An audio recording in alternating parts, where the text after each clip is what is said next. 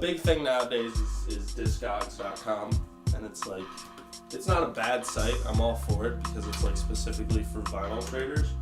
But at the same time, like, there's really nothing that's as satisfying as like going into a record store, finding something that you want, that you've been looking for, and buying it and walking out with it. There's something good about it. And also there's just something great about the atmosphere of record stores. They pull me in.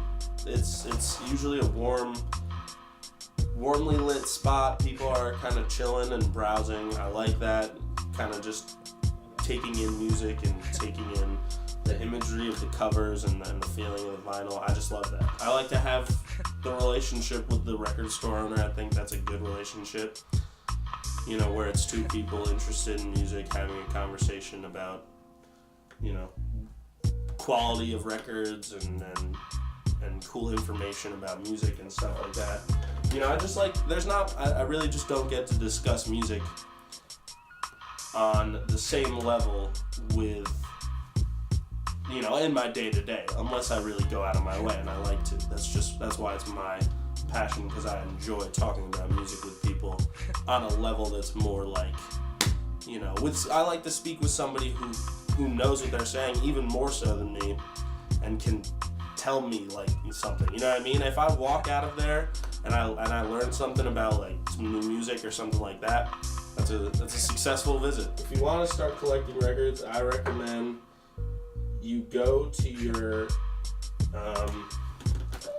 local record store and you strike up a good relationship with your record store owner, because that will save you a lot of money, and you can cut right through the bullshit. All right, because they're gonna jerk you around on prices at first, but eventually once the owner starts to know your face, you know, it'll become a better experience going in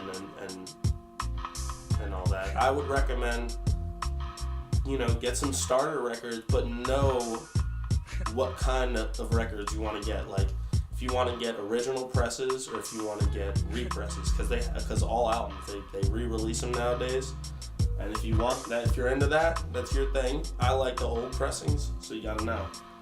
And you can't, you know, just make sure when you're buying something, if that is something that is important to you, that you double check that it's original. Another thing I would buy, if it's possible at all, I would try to buy a small collection from somebody. I think that's a dope way to start, and I didn't get to start that way, but I think that would be very, very cool, because, you know, it's almost like picking someone's brain and finding their musical taste just through a collection of things that they have, which I think that's very cool. You know, you find something you've never heard of, you slap it on, it ends up being a great song. That's what it's all about. It's all about the discovery of new music. So, you know, and building your collection. So hopefully one day I'll have a library. I'll be one of those old weird dudes with like a fucking army bunker full of records. That's my dream, to be an old stuffy dick with hella records. But, you know, that's just me. So those are some tips. I don't know if any of you are going to be interested in buying vinyl. Chris, maybe. So shout out Chris. And Steven. Shout out Steven. Steven, you're the GOAT.